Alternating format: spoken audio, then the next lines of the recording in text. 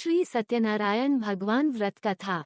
शास्त्रों में बताया गया है कि सत्यनारायण व्रत कथा का पाठ करने से व्यक्ति को 1000 यज्ञ करने के बराबर पुण्य फल की प्राप्ति होती है। सत्यनारायण भगवान व्रत कथा में भगवान विष्णु के सत्य स्वरूप के बारे में बताया गया है।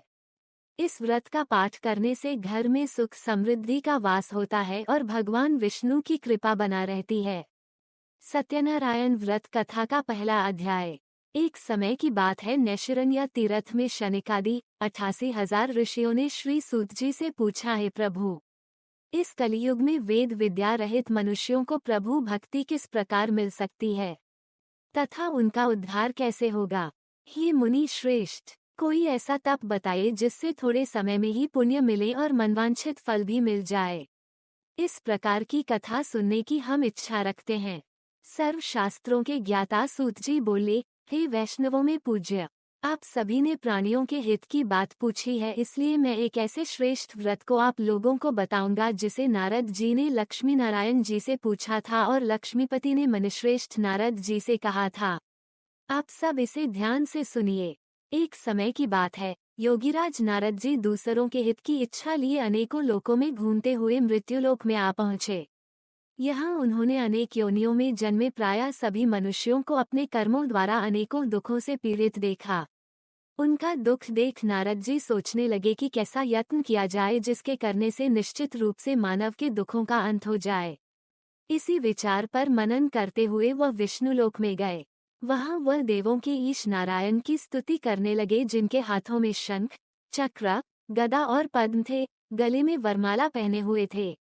स्तुति करते हुए नारद जी बोले, हे भगवान, आप अत्यंत शक्ति से संपन्न हैं, मन तथा वाणी भी आपको नहीं पा सकती हैं।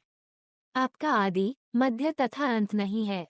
निर्गुण स्वरूप सृष्टि के कारण भक्तों के दुख को दूर करने वाले हैं, आपको मेरा नमस्कार है। नारद जी की स्तुति सुन विष्णु भगवान बोले, हे मुनिश्रेष्ठ, आपके मन में क्या बात है? आप किस काम के लिए पधारे हैं? उसे संकोच कहो। इस पर नारद मुनि बोले कि मृत्युलोक में अनेक योनियों में जन्मे मनुष्य अपने कर्मों के द्वारा अनेकों दुख से दुखी हो रहे हैं। हे नाथ, आप मुझ पर दया रखते हैं तो बताइए कि वो मनुष्य थोड़े प्रयास से ही अपने दुखों से कैसे छुटकारा पा सकते हैं। श्रीहरि बोले, हे नारद, मनुष्यों की भलाई के लिए तुमने बहुत अच्छी बात पूछी है। जिसके करने से मनुष्य मोह से छूट जाता है, वह बात मैं कहता हूँ, उसे सुनो। स्वर्गलोक व मृत्युलोक दोनों में एक दुर्लभ उत्तम व्रत है जो पुण्य देने वाला है। आज प्रेमवश होकर मैं उसे तुमसे कहता हूँ।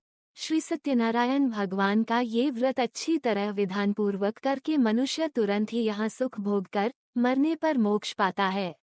श्रीहरि के वचन सुन नारद जी बोले कि उस व्रत का फल क्या है और उसका विधान क्या है। यह व्रत किसने किया था? इस व्रत को किस दिन करना चाहिए? सभी कुछ विस्तार से बताएं। नारद की बात सुनकर श्रीहरि बोले, दुख व शोक को दूर करने वाला ये सभी स्थानों पर विजय दिलाने वाला है। मानव को भक्ति व श्रद्धा के साथ शाम को श्री सत्यनारायण की पूजा धर्म परायण होकर ब्राह्मणों व बंधुओं के साथ करनी चाहिए। भक्ति भाव से ही नैवेद्य, केले का फल, घी, दूध और गेहूं का आटा सवाया लें। गेहूं के स्थान पर साठी का आटा, शक्कर तथा गुड़ लेकर व सभी भक्षण योग्य पदार्थों को मिलाकर भगवान का भोग लगाएं। ब्राह्मणों सहित बंधु बांधवों को भी भोजन कराएं, उसके बाद स्वयं भोजन करें। भजन कीर्तन के साथ भगवान की भक्ति में लीन हो जाएं।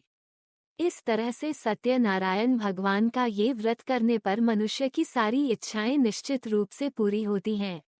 इस कलिकाल अर्थात कलियुग में मृत्युलोक में मोक्ष का यही एक सरल उपाय बताया गया है।